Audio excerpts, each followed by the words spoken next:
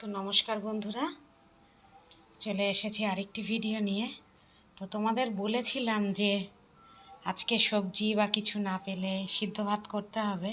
তো সিদ্ধ ভাত করতে হয়নি, সবজিওয়ালা এসেছিল, সবজি রেখেছিলাম আর মাছ রেখেছিলাম। তো আজকে কি রান্না করলাম সেটাই তোমাদের দেখাচ্ছি। তো দেখো বন্ধুরা, এই যে বন্ধুরা, বরবটি আলু ভেজেছি আজকে। আর এই যে আলু দিয়ে কচু দিয়ে তরকারি করেছি। আর কালকের ডাল ছিল, এটা ছেলে খাবে, কারণ মাছ ভাজা হলে ছেলের ডাল না হলে হয় না। এই যে, আর এই যে মাছ ভাজা করেছি। আজকে দুপুরে এই রান্না করেছি। তাড়াতাড়ি হয়ে গেছে, রান্না বান্না সব কাজ হয়ে গেছে, এবারে খাওয়া দাওয়া করব। তো এখন রাখি বন্ধুরা। এখানে বিকেলবেলা ঘুম থেকে উঠে দেখি তোমাদের দাদা এই কাজটি করছে। কিছুক্ষণ আগেই সে ডিউটি থেকে এসেছে।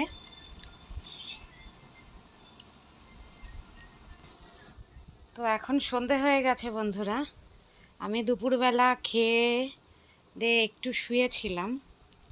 তারপরে আজকে বেশি দেরি পর্যন্ত ঘুমিয়ে থাকিনি, তাড়াতাড়ি উঠে গেছিলাম 5টার সময়। উঠে গিয়ে একটু টুকটাক কাজ করলাম, কাজ টাজ করে হাত পা ধুয়ে তারপরে সন্ধে দিলাম। সন্ধে দিয়ে তারপরে খিদে পেলো আজকে। তো ভাবলাম আজকে আর চা খাবো না। এখন এই যে দেখো, মুড়ি মাখা এনেছি, এই মুড়িটা খাবো আর একটু টিভি দেখব। তারপরে ঠোঙাও করতে হবে।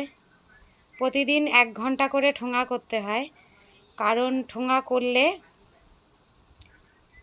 মানে ঠোঙাটা শেষ হয়ে যায় না। থাকতে থাকতে যদি অল্প অল্প করে করি প্রতিদিন, তবে ঠোঙাটা শেষ হয়ে যাবে না। আর নইলে ঠোঙা শেষ হয়ে গেলে তো মানে দোকান চালাতে খুব অসুবিধা হয়।